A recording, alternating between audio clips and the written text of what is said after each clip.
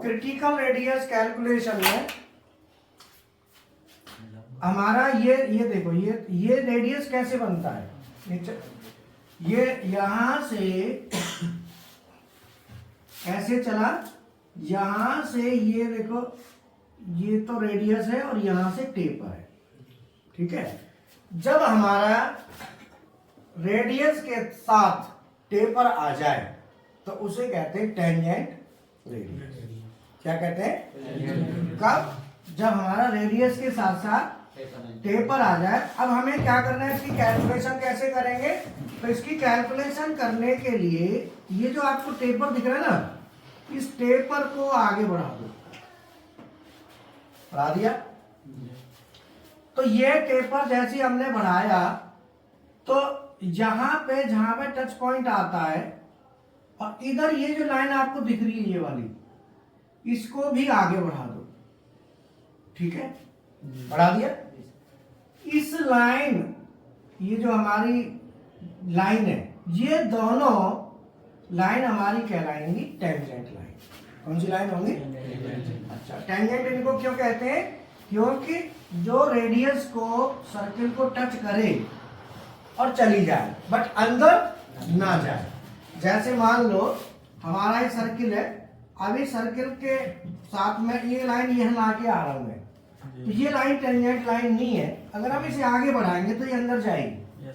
ऐसे ही अगर मैं ये लाइन ले रहा हूं तो ये लाइन टेंजेंट लाइन है जो टच होके जा रही है, और अगर मैं ये लाइन लेता हूं तो ये टेंजेंट नहीं है क्योंकि ये टच नहीं हो रही, और मैं अगर ये लाइन लेता हूं ये भी टेंजेंट नहीं है क्योंकि ये अंदर जा रही है। बट ये टेंजेंट है, ये नहीं है, ये नहीं है, ये नहीं है, ध्यान रखना। और रूल कहता है कि अगर हम टेंजेंट लाइन से परपेंडिकुलर माने 90 डिग्री पे, जैसे ये टेंजेंट लाइन है, इससे 90 डिग्री पे माने परपेंडिकुलर जो लाइन बनाएंगे वो लाइन सेंटर पे जाएगी। और ये रेडियस कितने का था? 10 का। ये 10 का रेडियस है जो एक्सरसाइज में दिया था, 10 का था ना। अब ये हमारा यहां से इससे परपेंडिकुलर टेंजेंट लाइन से वो सेंटर को जाएगी। इधर यहां पे टेंजेंट है, यहां से भी सीधी ये सेंटर को जाएगी, ठीक है ना। तो अब ये हमारा यहां हमको जो चाहिए वो क्या चाहिए? ये जो आर्क है, ये जो आर्क दिख रही है ना, इस आर्क का लेंथ, आर्क की लेंथ और आर्क की हाइट। तो मैं इसको थोड़ा सा साफ कर लूं। हाइट में क्या आएगा? इसको इससे मिला, तो ये हमारी आर्क की क्या हो गई? हाइट। हमें ये दो चीज चाहिए, ठीक है ना। अब लेंथ और हाइट निकालने के लिए हम क्या करेंगे कि ये जो लाइन दी हुई है, इस लाइन को आगे बढ़ा दिया था, तो अब ये जो आप देख रहे हो ना, ये वाली, ये इसको हम आगे बढ़ाएंगे लाइन को। जब हमने इस लाइन को आगे बढ़ाया तो ये वाला एंगल अगर 60 है तो ये एंगल भी कितना होगा? 60 होगा। अंतर है। और अगर ये 60 है तो ये देखो, ये वाला यहां से यहां तक का ये एंगल भी कितना होगा? 60 होगा। कितना होगा? 60 होगा, है ना। और ये जो लाइन आपको दिख रही है, ये वाली, ये इसके साथ ये एंगल कितना है? 90, क्योंकि ये टेंजेंट लाइन है। इसके साथ टोटल कितना? 90। तो 90 में से 60 गया तो कितना बचा? 30 डिग्री। तो एंगल हमको मिल गया कितना? 30 डिग्री। अब 30 डिग्री का एंगल हमको ये मिल गया, और अब हमें इसकी हाइट, तो ये वाली हाइट हमें कैलकुलेट करनी है, लेकिन अभी हमारे पास जो कैलकुलेशन में आएगी वो ये वाली हाइट आ जाएगी, क्योंकि डिग्री हमारे पास है और ये वैल्यू कितनी है? 10, क्योंकि ये रेडियस के बराबर है। ये भी 10 है और ये भी 10 है। तो यहां से यहां तक ये टोटल वैल्यू हमारी 10 है, जिसमें से हमें ये मिल जाएगी तो हम ये निकाल लेंगे, ठीक है ना। क्या करेंगे, यहाँ पे कैलकुलेशन करेंगे तो ये ट्राइंगल हम बाहर ले लेते हैं, ठीक है। इस ट्राइंगल को बाहर लेंगे तो इसको हम करेंगे तो ये कितना है हमारा 10, डिग्री कितना है 30। हमको इसकी ये h चाहिए और l चाहिए, है ना। ये वाली h नहीं, ऊपर वाली। मान लो ये h, इसको हम h1 मान लेते हैं, है ना, और इसको h मान लेते हैं, तो हमें h1। अब ये हमें चाहिए, तो यहाँ पे ये वाली जो डायमेंशन है ये क्या कर्ण है, तो इसको हम क्या कहते हैं, रिप्रेजेंट r से करते हैं। ये हमारे पास आधार है ना, और ये हमारे पास हाइट है। तो आधार ये लंब हो गया, जो हाइट है वो क्या हो गया लंब। तो यहाँ पे हम जो ट्रायंगल, हमें बेसिकली क्या चाहिए, कर्ण हमारे पास है, एंगल हमारे पास है, आधार और लंब चाहिए।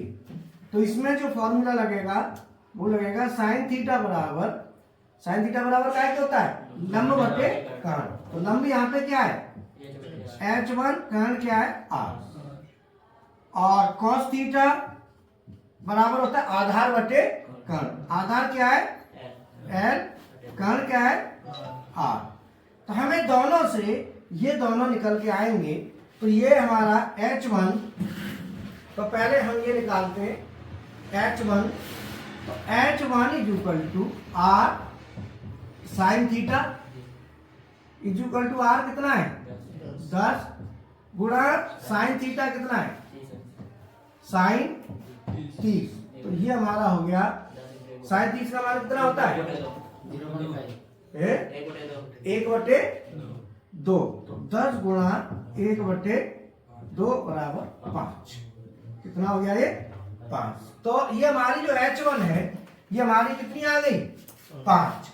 तो यहां से यहां तक की जो दूरी है ये हमारी 5 आ गई। तो यहां से यहां तक की जो बची ये वाली, ये भी कितनी होगी 5। दोनों 5 5 हो गई, टोटल 10 थी ना। तो ऊपर भी 5 और नीचे भी 5, ये हमारा 5 आ गया। अब हमें क्या चाहिए, लेंथ चाहिए। तो लेंथ के लिए हम क्या करेंगे, फिर फॉर्मूला में कॉस लगा देंगे, ये हटा दो।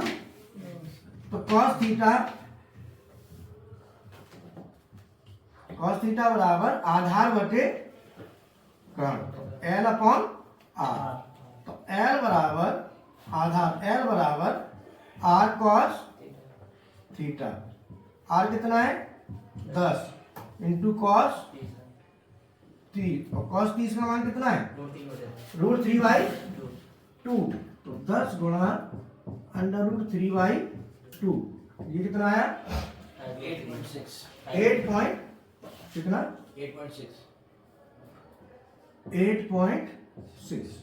तो हमारी ये वैल्यू जो है लेंथ है वो हमारी आ गई कितनी 8.6। लेंथ कितनी आ गई इसकी 8.6, और हाइट कितनी आ गई 5। तो हमने क्या किया, टेंजेंट जो रेडियस है इसकी कैलकुलेशन में हाइट और लेंथ दोनों निकाल ली। तो टेंजेंट के साथ अब बात आती है, जब टेंजेंट दिया होता है तो ऊपर वाली भी डायमेंशन पूरी क्लियर नहीं दी होती। अब जैसे ये दी हुई है, अब हमारा डायामीटर तो ये है ना यहाँ पे 40, तो यहाँ का डायामीटर कितना हो गया इस पॉइंट का, इस पॉइंट हो गया 20 और 5 25 और 5 30। तो ये डाया कितना हो गया 30, भाई 30 हो गया ना।